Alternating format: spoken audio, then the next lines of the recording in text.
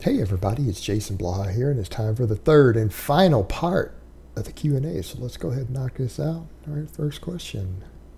Throm-Ka Jason. Will cheat curls help me during the lockout on a chin-up? I have been thinking about adding them in. My main assistance to the chins is the barbell row from the floor pronated. I am explosive out of the bottom of the chin-up, but seem to really struggle with the top portion in later sets. Cheers.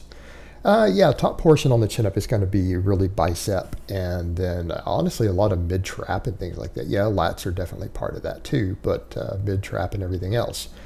Will cheat curls help? Maybe, but here's what you need to think about. You're still overall weak if you're just struggling with one part of the lift, right? That's something to factor in. It's not that you necessarily need accessories for that. So let's talk about where the cheat curl helps. Well, why would we do a cheat curl? Because our back can't handle any more volume. In other words, we're starting to approach our maximum recoverable volume for our back, right? You can't really do more pull-ups or more rows because your back can't handle it. But your arms are not having recovery issues. In other words, connective tissue feels fine. You're not getting cramps in your biceps and everything else, but your back is just shot. And you know, this doesn't happen to people who just do chin-ups and pull-ups, by the way.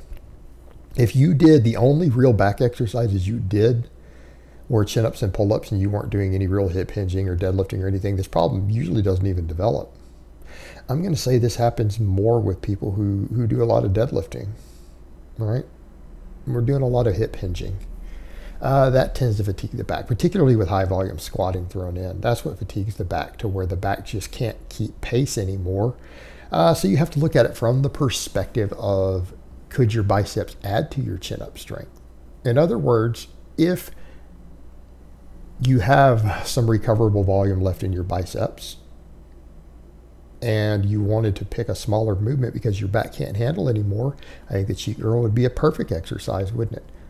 Because it's a multi-joint exercise, therefore it's going to make the biceps stronger than trying to really isolate them strictly will, you know, in a concentration curl.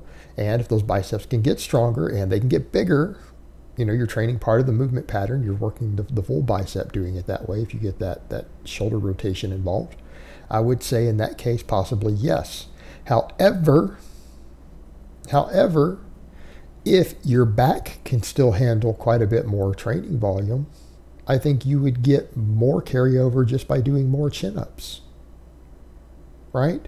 You're always going to get better at the main exercise by doing the main exercise. The problem we run into is questions of overuse from those movement patterns on the connective tissue. And it's issues of localized recovery. So it really is a very detailed, nuanced answer. So the answer is it might, but it's going to depend on what else is going on with your training and your overall recovery.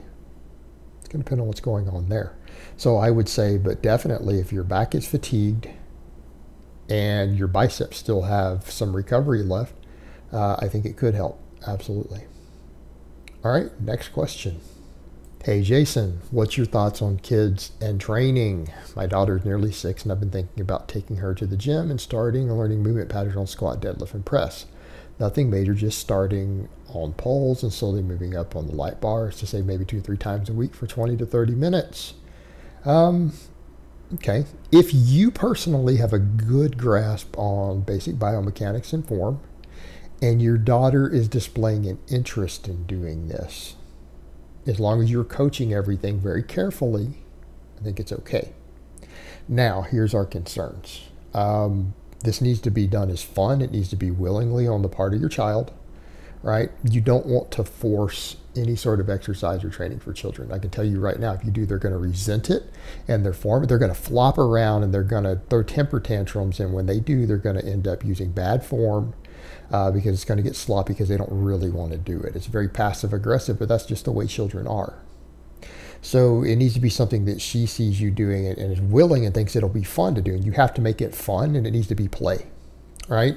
Any form of exercise that children do needs to be viewed as play, and it needs to be viewed as fun, or they're imitating daddy, you know, and that's fine, that's good, but it needs to be done willingly, and that's a point you need to factor in tremendously, and it needs to be viewed as play and fun on the part of your child, or like I said, they're going to resent it, and you're going to put them off from doing it later in life. You don't want to imprint that negatively. You want to imprint it very, very positively. So again, you can't be aggressive about it. The other thing to look at is your child, can they control the negatives? Because if you watch children, what they do, if they can't control the negative portion of the exercise, they're at risk of injury. That's going to depend upon the individual child and their individual nervous system. Right? There's things going on with children's peripheral nervous systems that have only developed at a certain point. And at 6, I can't tell you if your daughter can control the negative or not. Does the weight, even the empty barbell, just drop? Like at free fall speed when they try to lower it, or can they lower it under control? They need to be able to lower the weight under control, and it might take some time to get them to that point, or it just takes a certain point in their own personal nervous system development, and that can vary by quite a few years from child to child. So that's the other thing you need to look at is, can she control the negative portion of the exercise? Because if she can't, that's when we're at some risk of injury, right? We need to be very, very careful. And if she can't control the negative portion of an exercise, you need to just stick with an empty, like PVC pipe. Right? Don't even load it at all. No resistance, 0. So they're just playing with the movement patterns and it's fun and play. So you're just actually just ingraining that lifting is fun until they're old enough to actually control eccentric reps. So you don't want to add any weight at all, like just an empty PVC pipe until they can control the eccentric portion of an exercise. And I think that's a pretty big deal. So there's kind of the 2 answers to your question. Is number 1, is it something your child is showing an interest in doing? It is willingness, so that you ingrain it as something that's optional for them, something that they're choosing to do, that they think is fun in its playtime, so therefore they'll associate it positively for the rest of their life, and they'll do better at it. And can they control the eccentric portion of the rep? And if they can't, like I said, if they can't control the eccentric portion of the rep yet, you need to stick with an empty PVC pipe, just a few ounces. That's it. You're just going to mess with technique.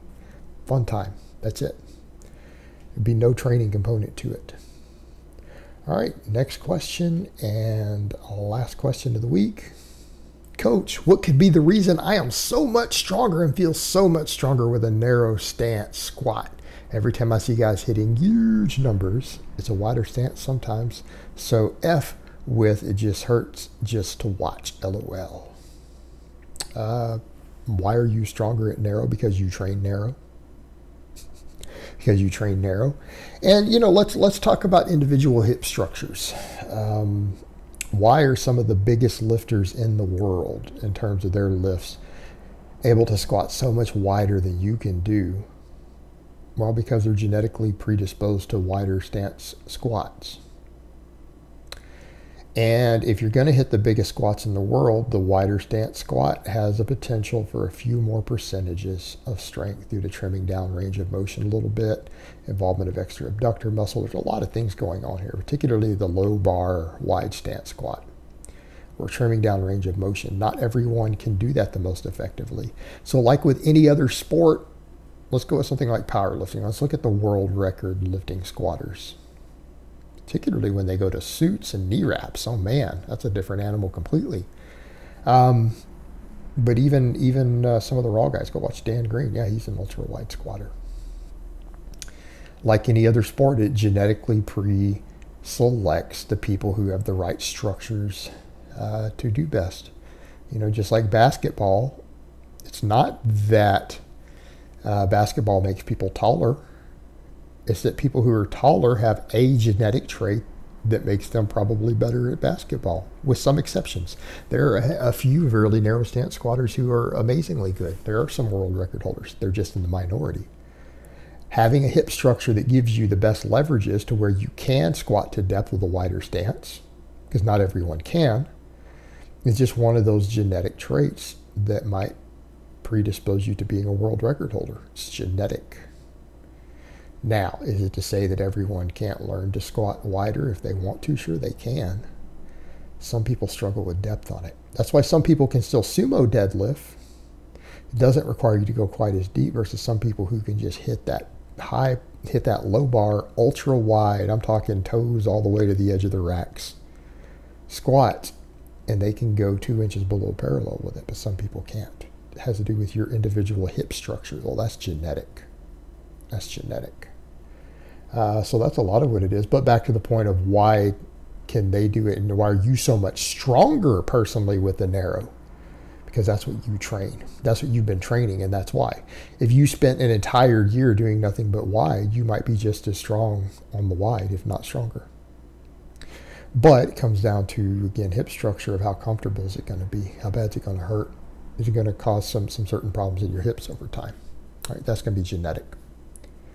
All right, guys, but that's really all I have to say on that today. I hope it's been informative, and I will talk to you guys next time.